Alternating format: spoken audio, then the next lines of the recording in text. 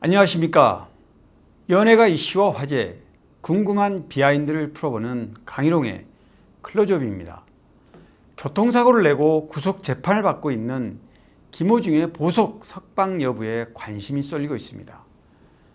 가수 김호중이 법원에 보석을 신청한 것으로 확인됐습니다.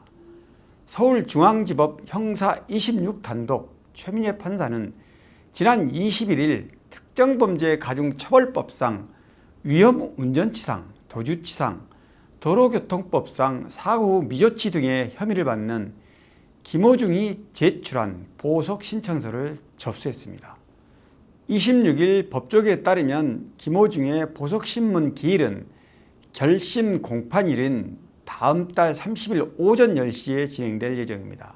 통상 재판부가 신문 절차를 거친 뒤 보석 허가 여부를 결정하는 만큼 김호중의 구속 상태의 지속 여부는 다음 달 말이 돼야 알 수 있을 것 같습니다. 김호중은 지난 19일 공판에서 자신의 죄를 모두 인정했습니다. 두 번째 공판을 가진 뒤 이틀 만에 보석 신청서가 재판부에 접수된 것인데요. 보석이 받아들여질지에 촉각이 모아지고 있습니다. 직전 공판에서 김호중의 변호인은 공소사실을 전부 인정한다며 김호중의 혐의를 모두 인정했습니다. 피해자 합의 여부에 대한 재판부의 질문에는 음주사고 피해자 H씨와 합의한 상태라고 답했습니다. 보석은 구속된 피고인에게 보증금을 받거나 보증인을 세워놓고 거주지와 사건 관련인 접촉 제한 등 일정한 조건을 걸어 풀어주는 제도입니다. 김호중은 구속 전 발목 부상으로 인해 시급히 치료를 받아야 하는 상황이고 지난 7월 첫 공판 기일에도 걷는 모습에서 조금 불편함을 보인 바 있습니다. 김호중은 5개월 전인 지난 3월 방송된 미운 우리 새끼에 출연해 심각한 발목 상태를 공개한 바 있습니다.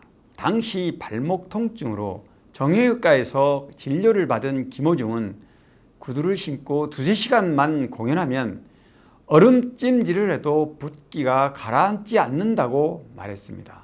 당시 진료한 의사는 늘어난 인대와 뼈가 자라나와 발목 상태가 심각하다며 수술이 필요하다는 진단을 내렸지만 방송과 공연 스케줄에 차일피일 미루다 시간이 흘렀고 5월 9일 갑작스런 교통사고를 내면서 시기를 놓친 채 치료가 중단된 상태입니다.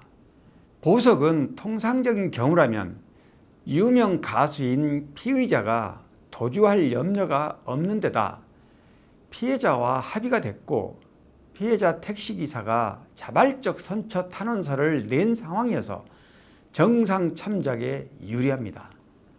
안타깝게도 전망이 밝아 보이지는 않는 것 같습니다. 보석 접수 사실이 알려진 직후 제가 법률 전문가 몇 명에게 이와 관련된 의견을 개진해 봤는데요. 보석이 받아들여질 가능성이 없는 것은 아니지만 현재로서는 쉽지는 않다는 게 대체적인 반응이었습니다. 왜 그런지 그 이유를 물어보니 김호중의 경우는 음주 뺑소니라는 경각심이 큰 사건의 주인공이고 피의자의 대중적 유명세가 또 다른 파장을 줄 수 있다는 점에서 보석을 판단하는 첫 번째 고려사항이 될 수 있다는 것입니다. 김호중은 법원이 구속기간 갱신을 결정하며 이미 한 차례 구속기간을 연장한 만큼 사안을 중하게 보고 있는 것도 맞습니다. 발목 부상 부분에 대한 수술 여부는 의료적 판단을 참고하겠지만 현재로선 시급하게 보지 않을 가능성도 불리한 정황입니다. 재판부는 김호중의 구속기간 만료를 앞두고 오는 10월까지 구속을 연장했습니다. 형사소송법상 재판에 넘겨진 피고인의 최초 구속기간은 2개월이고 심급마다 2개월 단위로 2번에 걸쳐 갱신할 수 있습니다. 최장 6개월까지 연장될 수 있습니다. 김호중의 재판이 장기간으로 이어지지 않을 것이란 점도 고려사항이 될 수 있습니다. 김호중은 모든 혐의를 인정한 상태에서 반성하는 자세로 재판에 임하고 있어 무엇보다 다툼의 여지가 크지 않습니다. 그만큼 재판이 빠르게 진행될 수 있다는 것인데요. 앞선 공판에서 재판부는 결심 공판일을 9월 말로 잡았고 통상 결심 공판 한 달 뒤 선고가 잡히는 점을 감안하면 10월 중에는 1심 선고가 나올 것으로 보입니다. 사건마다 사안에 따라 조금씩 다르지만 일반적으로 1심 선고까지 길면 6개월 정도 걸리기도 합니다. 김호중은 6월 18일 기소가 됐기 때문에 길어질 경우 당초 연말까지 예상됐습니다. 이런 일정대로라면 2달 빨리 결론이 나는 셈이라고 할 수 있습니다. 법은 절차를 중요시합니다. 그러다 보니 때론 냉혹하리만큼 인정사정이 없어 보이기도 합니다.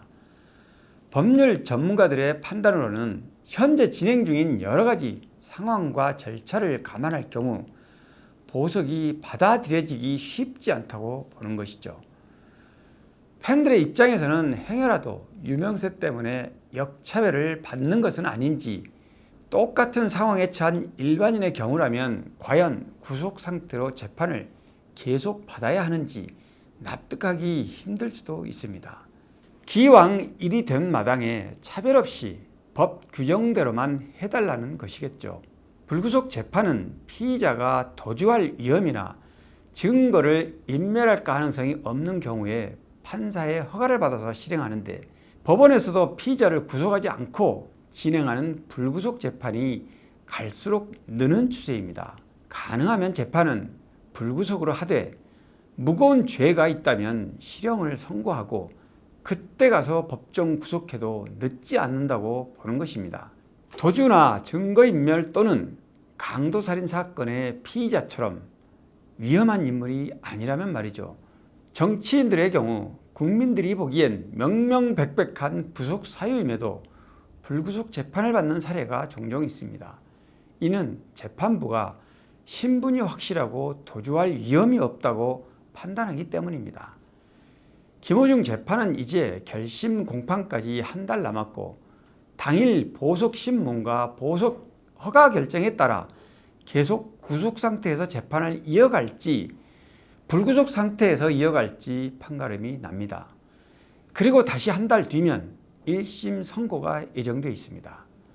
사실 한 달 간격이면 재판 절차상으로는 긴 게 아니지만 인신이 구속되어 있는 당사자한테는 하루하루가 엄청나게 길고 고통스러운 시간입니다.